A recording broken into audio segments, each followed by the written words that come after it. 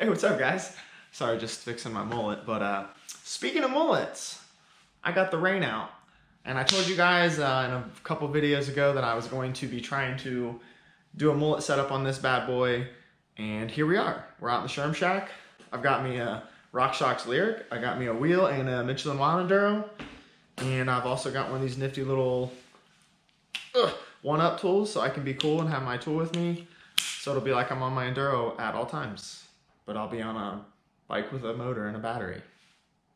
But the reason I'm doing this is because I'm trying to eliminate some of these pedal strikes. Not that big of a deal, but it is kind of a big deal.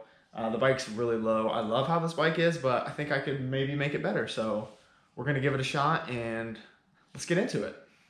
All right, so first things first, let's break this thing down. And yeah, should be a good old time.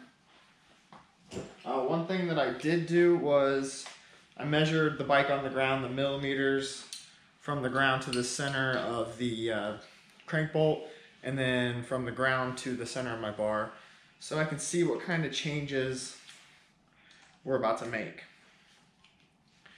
And also, what did I do? I measured my head tube angle when it was on the ground. I just used my phone with the angle finder just to see if that's going to change at all. But anyways, here we go. All right, we are done. That was quick, wasn't it?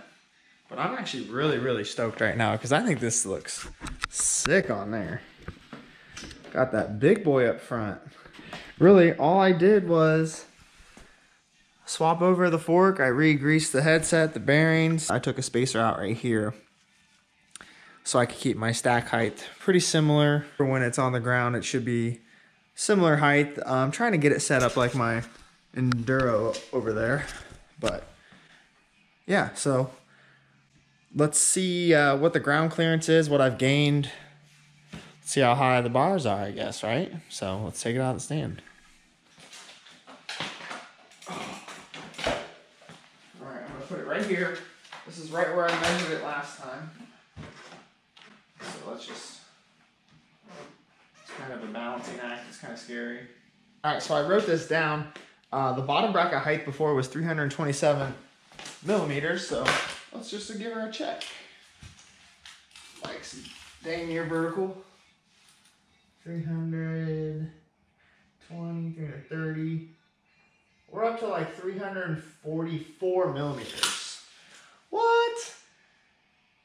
So damn near gained an inch of ground clearance. So I'm jumping up and down inside for that because that's freaking awesome. And I did my bar height from the ground, which was like 41 inches. So from the ground to the center of my grip, oh, we're at like 42 and not even a quarter inch right now. So, oh baby, that's pretty sick. Which actually, that's identical to what my Enduro height is for my stack in the front. And I did take a spacer out. So yeah, sick, right? It looks dope. I can't get over how it looks. It looks freaking aggressive. And also what I did is I took my phone and I did that measure app where you can get the angles. And before it was at a 28 degrees. And now I'm at 29 degrees. So we slackened it out 1 degree, which I'm pretty excited for, I'm not gonna lie. That was awesome. That was an easy install. If you guys need to know like how to put that fork on, like what I did really quick, I do have a video from installing my RockShox Zeb if you need to go back and watch that. Give you kind of like a step-by-step, the easy way to do it, and show you how to get a star nut in with this little homemade star nut maker. Just pound it in. Speaking of the star nut, let's pound that bad boy down and throw this ONE UP tool in there, and we'll finish this job. Let's go. So what you need to do, take your top cap off, use this bolt they supplied you with, throw it through there, like 5 threads, 1, 2, 3, 5. She's in there. Now we just grab yourself a hammer,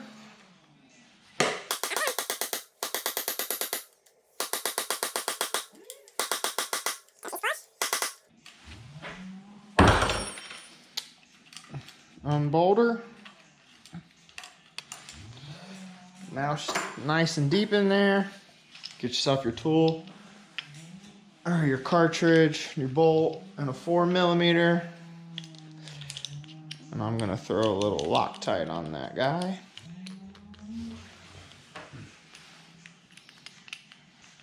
Drop her down in.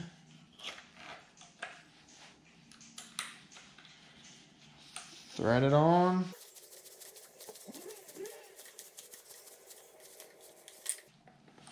And then loosen your side pinch bolts for your stem so you can get some headset torque on there. There we are.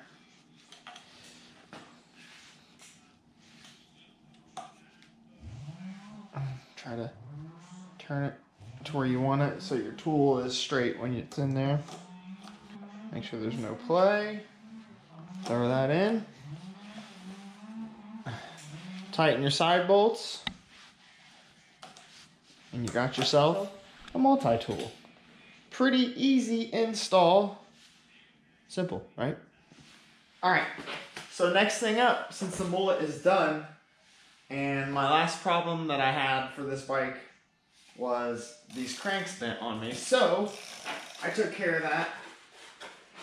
Shout out to E13 for the discount, but I got some E13 crank arms. I'm gonna throw on this bad boy.